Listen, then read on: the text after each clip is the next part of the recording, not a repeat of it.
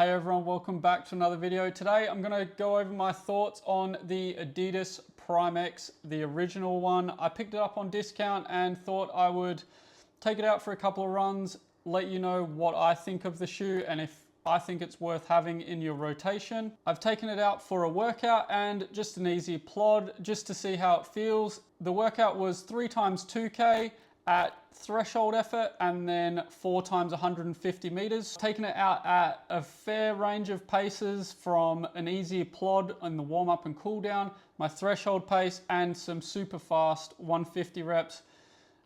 Super fast, I mean my 1K to 1 mile pace, which is around 320 per kilometer. So not super fast, but not super slow as well. So we can let you know how it feels at those paces. But if you are new here, make sure to hit the subscribe button so you can keep up with all the content I'm going to be making. I've got a 10K coming up in a couple of weeks and then a half marathon, and I may be entering another marathon for this year. We're going to give it another go, I think. But either way, I'll be doing a time trial marathon, but we may be doing another event, so stay posted for that. But let's get into the fit of the Adidas Prime X. I went true to my Adidas size, which I normally go up half a size from my Nike size. So I went a 12.5 UK. I'm normally a 12 UK in Nike, and it fits quite well. I normally want about a thumb's width between my big toe and the end of the shoe. So fits true to size, true to my Adidas size.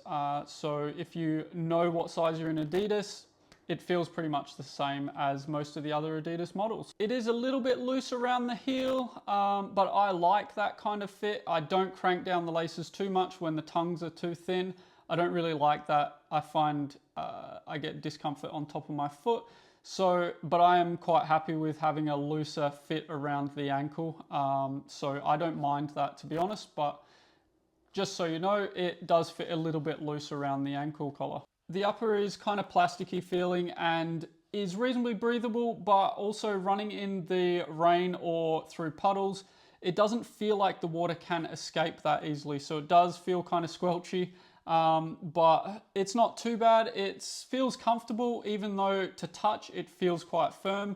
There's no discomfort when you are running in it, and when you're wearing it, you don't notice any rubbing or anything like that. So it does feel quite nice on foot, and it is similar to the upper on the Adios Pro 2, which I ran about 600k in, I believe, and that held up really well. So it should be quite durable.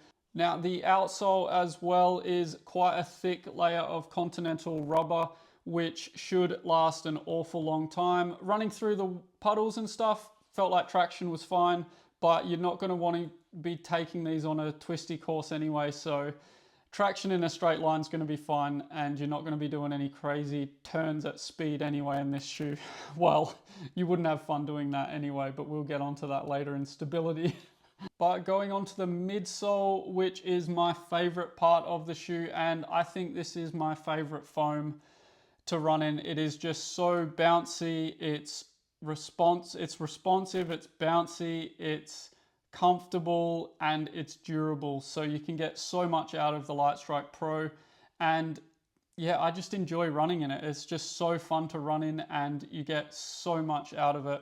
And it's just one of those foams that you can rely on. It's just going to feel fast, comfortable, and just look after you on every run. So it's just a foam that I can't really get enough of. So it's really good. There's also carbon plates in this shoe, and there is another plate in the forefoot as well. So it is a reasonably stiff ride, but the way it is shaped, it's quite nice to roll through the foot strike, and it doesn't feel too stiff to run in. So it is really nice. But if you are going to run in this shoe, you are going to want to be a very neutral runner.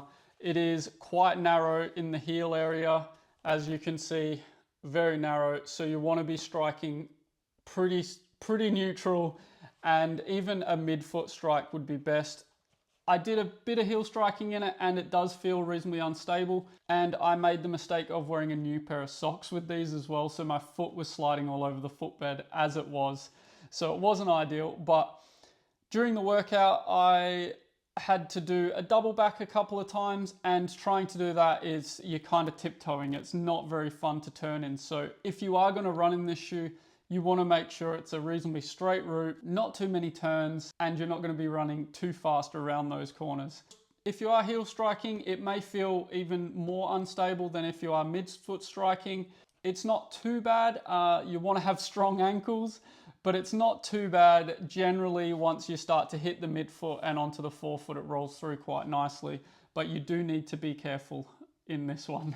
So just to round it up, I used this shoe for warm-up paces, my threshold pace, and my kind of kilometer pace. So a range of paces, and I feel like it performed really well in a straight line. But if you do need to turn and stuff, it's not going to be a great shoe, which for the most part, you can't just run straight and then turn around and come back all the time. So unfortunately, it's not the best to be taken out for a lot of runs, but if you're wanting a shoe that can protect the legs and you're not too worried about stability, which generally I'm not too worried about stability, but I feel like you really need to focus when you are running in this shoe, because if you're not keeping an eye on the pavement in front of you and you land on the side of like a drain or something, you could quite easily roll your ankle in it. So you do need to focus, and it's not a stressful shoe to run in, but it's kind of draining when you need to focus on the pavement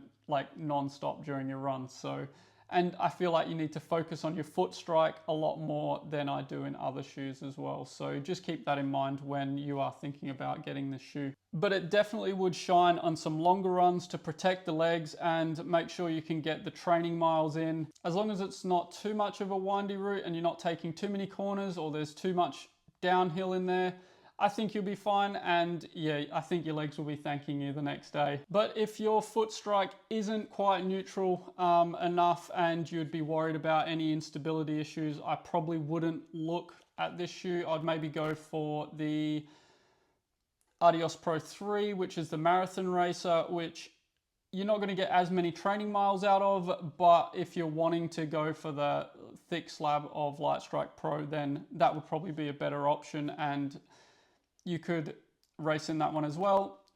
This is not World Athletics legal, but for us average runners, we can still run in it and we're not going to be breaking any world records. So I think we'll be fine. If I run a time trial, I may end up taking this out just to see how it goes over 42K.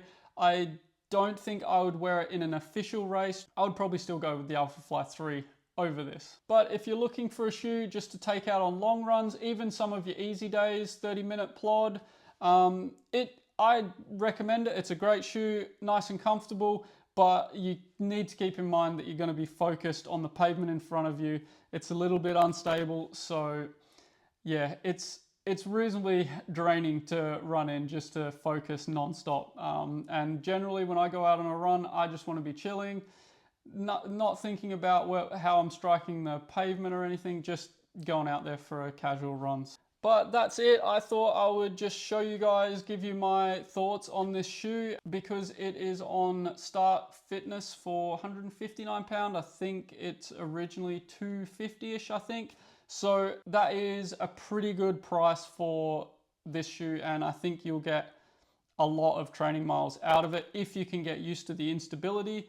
And the foam's going to last a long time, the traction's going to last a long time. I don't think the upper's going to wear out anytime soon. So yeah, I think you can get a lot of training miles out of this, and it can be a go-to long run shoe, especially if there's some speed in the long run and there's a lot of straights. I think it's a great shoe for that. Moving forward, I'll probably just use it for some long runs, maybe some longer effort workouts, and even just some easy plods that I just want to take out a comfortable shoe and feel bouncy in. But yeah, that's going to be it for this one, guys. I hope you enjoyed the little chat about the shoe. Let me know if you've got any other questions about it.